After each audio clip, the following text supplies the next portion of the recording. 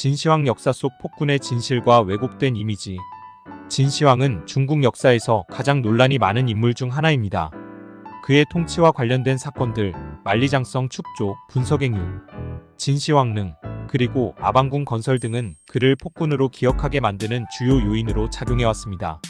그러나 이러한 평가가 모두 정확한 것인지는 재조명할 필요가 있습니다. 아래에서는 진시황의 통치와 관련된 주요 사건들을 자세히 살펴보고 그에 대한 평가를 보다 객관적으로 분석해보겠습니다. 1. 만리장성의 축조. 만리장성은 진시황의 통치 기간 동안 축조되었으며 이는 중국 역사에서 중요한 건축물 중 하나입니다. 그러나 진시황이 만리장성을 건설한 목적은 단순히 방어적이거나 공학적 성취에 그치지 않았습니다. 진시황은 통일된 제국의 국경을 확립하고 북방의 유목 민족들로부터 제국을 방어하기 위한 방어선으로 장성을 이용하려 했습니다. 만리장성의 초기 구간은 주로 군사적 방어와 세금 징수를 위한 설치되었으며 나중에 다른 왕조들에 의해 확장되었습니다. 2. 분석행위. 분석행위는 진시황의 통치에서 가장 악명 높은 사건 중 하나로 알려져 있습니다. 전통적으로 진시황이 모든 서적을 불태우고 유학자들을 처형했다는 이야기가 전해지지만 실제로는 다음과 같은 점들을 고려할 필요가 있습니다. 대상과 범위. 분석행위는 주로 제자백가의 사상과 역사서에 초점을 맞췄습니다.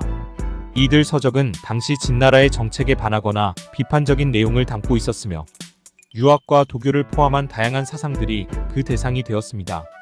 진시황은 국가의 통합과 정치적 안정성을 위협하는 서적들을 정리하려 했던 것입니다.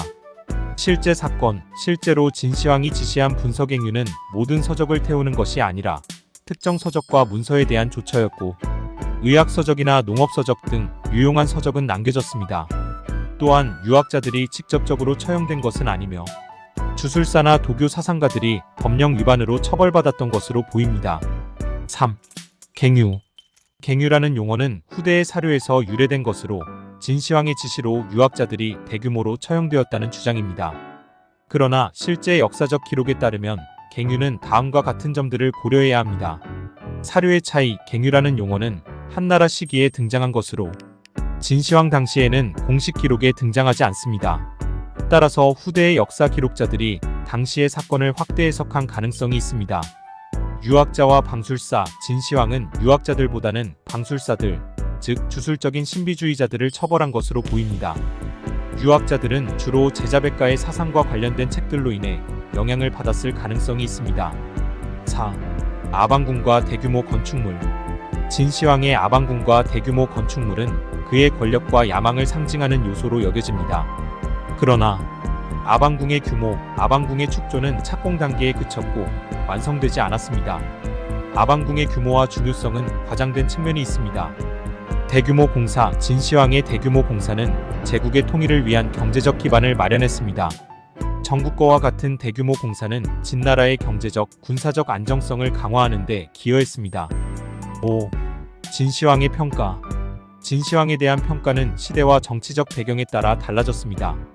초기에는 그의 정복전쟁과 정치적 개혁이 긍정적으로 평가되었으나 후대에는 유교적 시각에서 그의 폭군적 이미지를 강조하게 되었습니다. 예를 들어 한 무제와 가해 같은 인물들은 진시황의 평화적 업적을 인정했지만 후대 역사서에서는 그를 폭군으로 묘사하게 됩니다.